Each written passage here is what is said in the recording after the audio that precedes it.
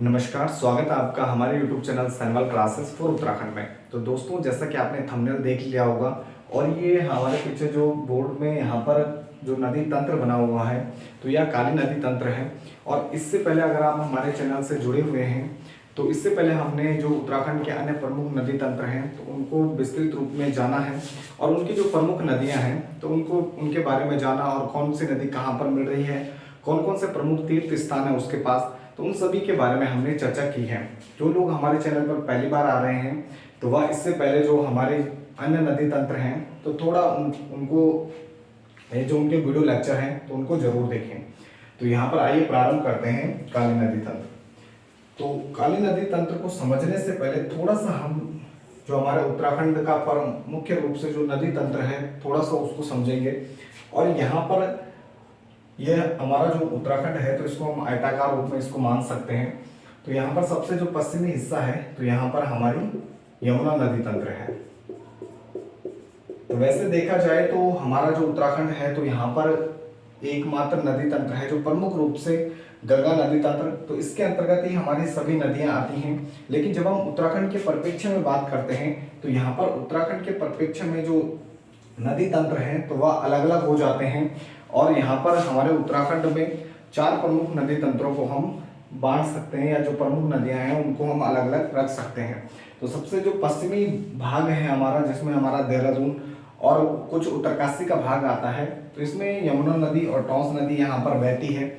इसके बाद यहाँ पर गंगा नदी तंत्र है या इसको हम भागीरथी भी कह सकते हैं, भागीरथी बिलंगना नदी तंत्र, जो कि आगे चलकर यहाँ पर दूसरा जो प्रमुख नदी तंत्र है अलकनंदा नदी तंत्र, जो कि सतुपंथ ग्लेशियर से निकली हुई नदी है, चमोली से और देवप्रयाग तक आती है। और देवप्रयाग के बाद यह नदी गंगा के रूप में आगे प्रभावित होती है और हरिद्वार के बाद यह नदी उत्तराखंड से बाहर चली जाती है। तो यहाँ पर गंगा नदी तंत्र है, भागीरथी नदी तंत्र है और ये हमारा अलकनंदा नदी तंत्र है। तो ये प्रमुख तंत्र है। और इसके अलावा ये गढ़वाल का भाग हो गया, ये गढ़वाल के प्रमुख नदी तंत्र हो गए।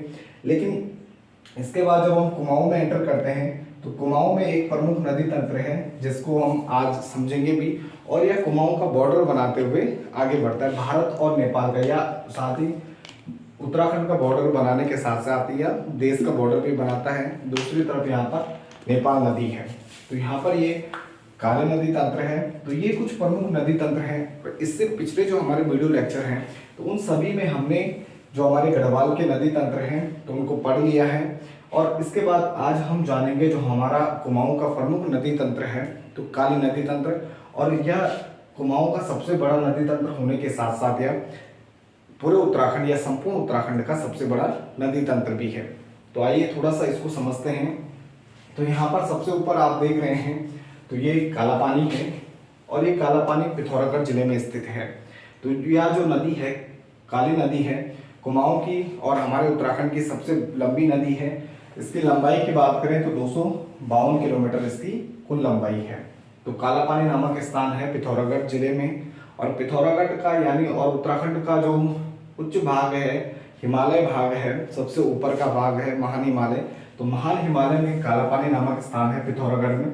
तो काला पानी नामक स्थान से इसका उद्गम होता है और उसके बाद यह नदी काला पानी से आगे बढ़ती है गुंजी में। तो गुंजी की बात करें तो गुंजी पिथौरागढ़ में ही स्थित है और एक उच्च स्थल ये महान हिमालय में स्थित स्थल है। और यही वो क्षेत्र है काला पानी लिपुलेख क्षेत्र, जहाँ से जो हमारी कैलाश मानसरोवर यात्रा है, तो कैलाश मानसरोवर यात्रा का रास्ता भी यही है, गुंजी क्षेत्र है, लिपुलेख क्षेत्र है। इसी दर्रे से होकर यहाँ पर कैलाश मानसरोवर यात्रा आगे बढ़ती है कैलाश की ओर। तो यहाँ पर काला पानी लिपुलेख क्षेत्र से यहाँ पर इस नदी का उद्गम होता है, गुंजी में नदी पहुँचती है। और गुंजी की बात करें तो यहाँ पर इसकी जो प्रमुख एक सहायक नदी है और इसको हम सर्वप्रथम सहायक नदी भी कह सकते हैं कि पहली नदी जो आकर इसमें मिल जाती है। तो गुंजी नामक स्थान पर कुटी गांव से निकलने वाली नदी है कुटियामटी। तो कुटियामटी नदी है, यह आकर मिल जाती है गुंजी में। तो यहाँ पर आपको ध्यान रखने हैं कि जहाँ पर इनकी सहायक जो नदियाँ हैं तो वो जहाँ पर मिल रही हैं उससे संबंधित प्रश्न एग्जाम में पूछे जाते हैं और उसका जो उद्गम स्थल है तो वह इसमें जरूर पूछे जाते हैं। तो ये महत्वपूर्ण है, आपको ध्यान रखना है। तो कुटी गांव से निकली हुई नदी है कुटियामटी और गुंजी में आकर मिल जाती है, प्रथम सहायक नदी है। इसकी सहायक नदियों की अगर हम बात करें तो नीरकुट, समचुमना और थुमका इसकी सहायक नदियां हैं। तो यह जो काली नदी का जो क्षेत्र है या काली नदी का जो प्रवाह क्षेत्र है, तो यह बॉर्डर बनाते हुए आगे बढ़ता है। तो यानी इस तरफ हमारा उत्तराखंड या भारत हो गया और इस तरफ ये हमारा नेपाल है। तो ये आपको ध्यान रखना है। इसके बाद गुंजी के बाद नदी आगे बढ़ती है और यहाँ पर ऐसा नहीं है कि सिर्फ गुंजी के बाद इसमें जो हमारे पूर्वी धौली गंगा है तो यही आकर मिल रही है। इसके अलावा यहाँ पर छोटी बड़ी नदियाँ आदि इसमें मिलती जाती हैं, लेकिन वो हमारी परीक्षा की दृष्टि से इतनी महत्वपूर्ण नहीं है। तो यहाँ पर पूर्वी धौली गंगा, तो नदी गुंजी से आगे चलती है और खेला गांव या यहाँ पर सियालपंत या इसे तवा घाट के नाम से भी जाना जाता है। तो यहाँ पर जो मुख्य रूप से जहाँ पर यह नदी आकर मिल रही है तो वहाँ पर खेला गांव है। तो यहाँ पर खेला गांव में आकर मिल जाती है। इसकी प्रमुख सहायक नदियों में से एक है पूर्वी धौली गंगा। तो पूर्वी धौली गंगा इसका अलग एक नदी तंत्र है। गोवान खाना नामक जो हिमनद है या ग्लेशियर है, तो यहाँ से इस नदी का उद्गम होता है। और मुख्य रूप से जब हम इसका प्रारंभिक क्षेत्र देखते हैं तो लिस्चर और दारमा, तो दो नदियां हैं, छोटी छोटी नदियां हैं। तो दो नदियों के मिलने से तिजान में दोनों नदियां मिलती हैं। पिथौरागढ़ में ही यह नदी तंत्र है, तो तिजान में आकर मिलती हैं और उसके बाद यह नदी पूर्वी धौली गंगा के नाम से जानी जाती है। तो यहाँ पर जो पूर्वी धौली गंगा है तो इसे पूर्वी कहा गया है। और इसके अलावा अलकनंदा नदी में जो धौली गंगा है तो वह पश्चिमी धौली गंगा है। तो ये आपको ध्यान रखना है। अगर पूर्वी धौली गंगा की बात करेगा तो वह काली की सहायक नदी हो जाएगी। अगर पश्चिमी धौली गंगा की बात करेगा तो वह अलकनंदा नदी की सहायक नदी हो जाएगी, जो कि गढ़वाल मंडल में स्थित है। तो यहाँ पर लिस्चर और दारमा से पूर्वी धौली गंगा का निर्माण होता है। नदी आगे बढ़ती है। सेलांती, कंजुती घाट और न्यूलागढ़ आदि इसकी जो सहायक छोटी नदियां हैं आकर इसमें मिल जाती हैं और खेला गांव में पहुंचकर यह काली हमारी नदी है तो यहाँ पर आकर इसमें मिल जाती है। इसके बाद नदी आगे बढ़ती है और पहुंच जाती है जौलजीबी नामक स्थान पर। तो जौलजीबी की बात करें तो यहाँ पर काली और गोरी नदियों का संगम होता है, काली और गोरी का। तो गोरी गंगा और काली जो हमारी प्रमुख नदी है, दोनों का संगम जौलजीबी नामक स्थान पर होता है। और आपने जौलजीबी मेले के बारे में जरूर सुना होगा। तो काली और गोरी के संगम पर ही जौलजीबी मेले का आयोजन भी किया जाता है। तो यहाँ पर गोरी गंगा की बात करें तो मिलम ग्लेशियर कुमाऊं का सबसे बड़ा ग्लेशियर भी है और मिलम ग्लेशियर से ही यहाँ पर गोरी गंगा का उद्गम होता है। इसकी सहायक नदियाँ जिम्पा घाट, रामल घाट, रोंटी घाट, मदकानी, तो इसकी प्रमुख सहायक नदियाँ हैं। और मिलम ग्लेशियर से निकलकर यह नदी जौलजीबी में आकर काली नदी में मिल जाती है, काली नदी में समाहित हो जाती है। उसके बाद यहाँ पर काली नदी आगे बढ़ती है और इसमें पिथौरागढ़ के क्षेत्र में ही एलाघाट और कुलाघाट नामक जो दो छोटी नदियां हैं तो वह आकर इसमें मिल जाती हैं। तो यहाँ पर एलाघाट पर किमसेन झरना भी है, किमसेन नामक झरना है जो कि एलाघाट जो छोटी नदी है तो इस पर बना हुआ है। इसकी नदी तट पर जहाँ पर ये नदी मिल रही है तो इसके पास ही स्थित है। इसके बाद नदी आगे बढ़ती है, कुलाघाट इसमें आकर मिल जाती है और उसके बाद यह पिथौरागढ़ जो जनपद है उसके बाद यह चंपावत में एंटर करती है। तो चंपावत जनपद में नदी एंटर करती है और उसके बाद इसकी जो प्रमुख सहायक नदी है काली नदी की, तो इसमें सरयू नदी समाहित होती है। तो सरयू का एक अलग नदी तंत्र है, थोड़ा इसको समझ लेते हैं। तो सरयू की बात करें तो सरमू नामक स्थान है।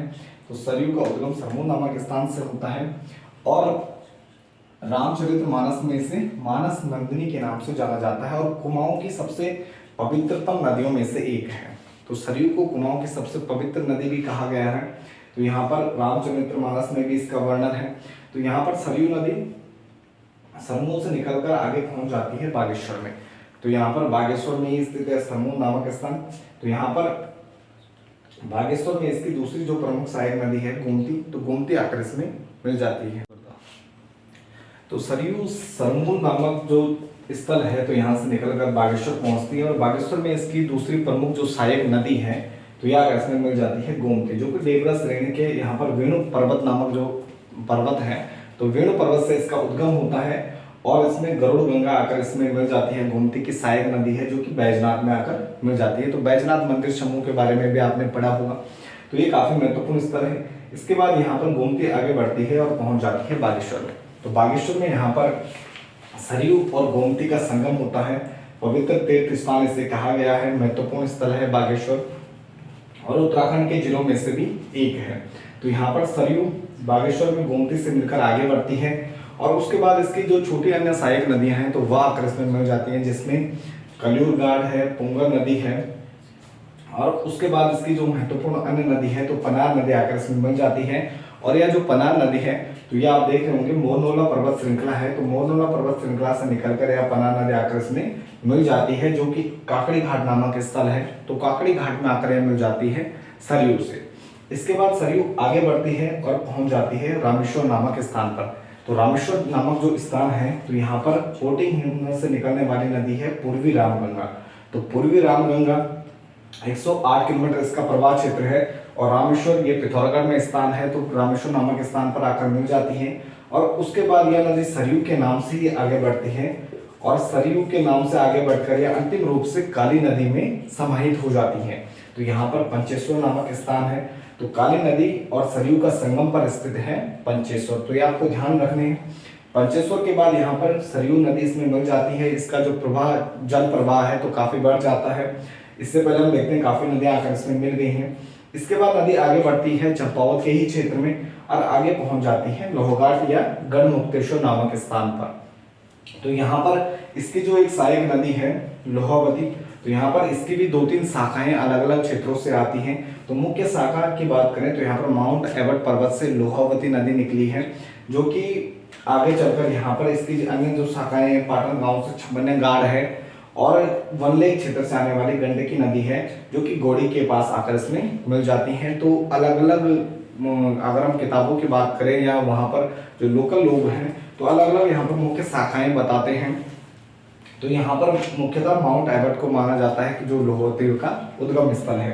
तो यहाँ पर लोहावती नदी आगे बढ़ती है और अंतिम रूप से लोहाघाट या गढ़मुक्तेश्वर नामक स्थान है, जहाँ पर आकर यह मिल जाती है काली नदी में। इसके बाद नदी आगे बढ़ती है और पहुंच जाती है चंपावत में चूका नामक स्थान पर।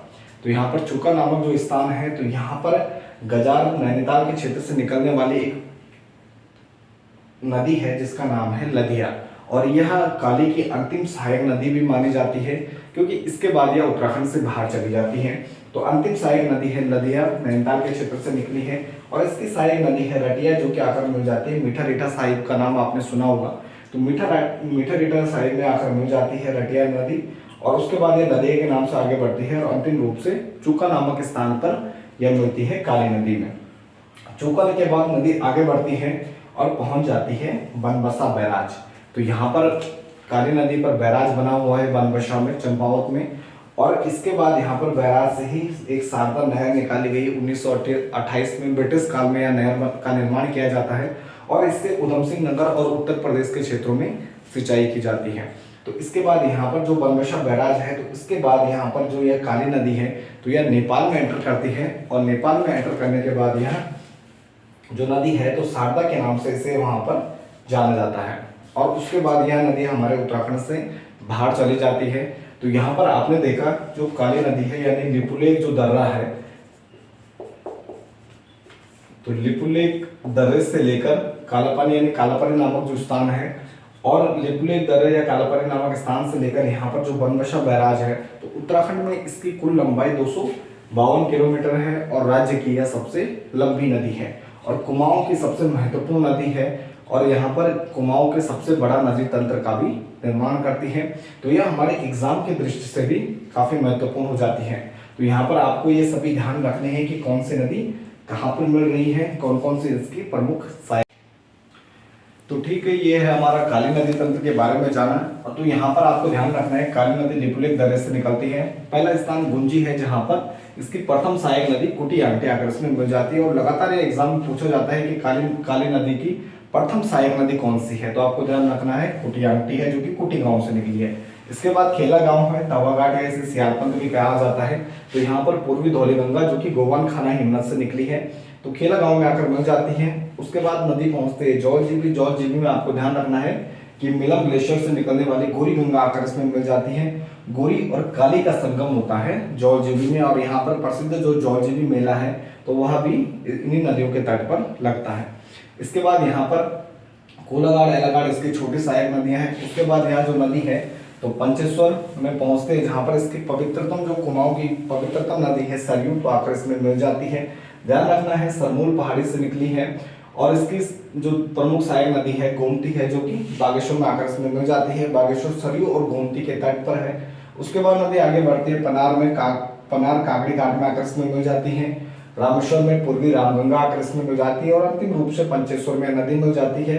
उसके बाद यह लोहगाड़ पहुंचते हैं, जहां पर लोहावती नदी आकर मिल जाती है माउंट एवर पर्वत से। और उसके बाद अंतिम रूप से जो अंतिम नदी है लदिया नदी आकर इसमें मिल जाती है चूका में। और चूका के बाद इस पर बना हुआ है बनबसा बैराज, और बनबसा बैराज के बाद यह नदी नेपाल में एंटर करते हैं, जहां पर इसे शारदा के नाम से।